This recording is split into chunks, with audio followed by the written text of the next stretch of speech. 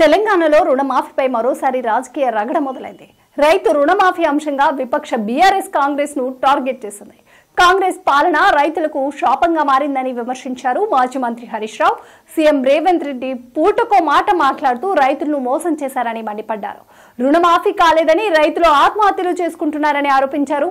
9 నెలల్లో దాదాపు 475 మంది రైతులు ఆత్మహత్యలు చేసుకున్నారన్నారు. కాంగ్రెస్ ప్రభుత్వం వచ్చినా తెలంగాణలో ఆత్మహత్యలు పెరిగిపోతున్నాయని ఆవేదన వ్యక్తం చేశారు. కేవలం 20 లక్షల మంది రైతులకు మాత్రమే రుణమాఫీ అయిందని, మరో 21 లక్షల మంది రైతులకు రుణమాఫీ కాలేదని వెల్లడించారు. అయితే హరీష్ రావుకు కౌంటర్ ఇచ్చింది కాంగ్రెస్ సర్కార్. రైతులు సంతోషంగా ఉన్నారని, హరీష్ రావు బాధపడుతున్నారని ప్రభుత్వ వీప్ ఆది శ్రీనివాస్ అన్నారు.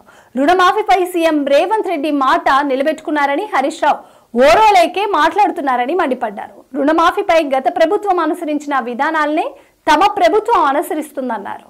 తాము కొత్తగా ఎలాంటి నిబంధనలు పెట్టలేదన్నారు.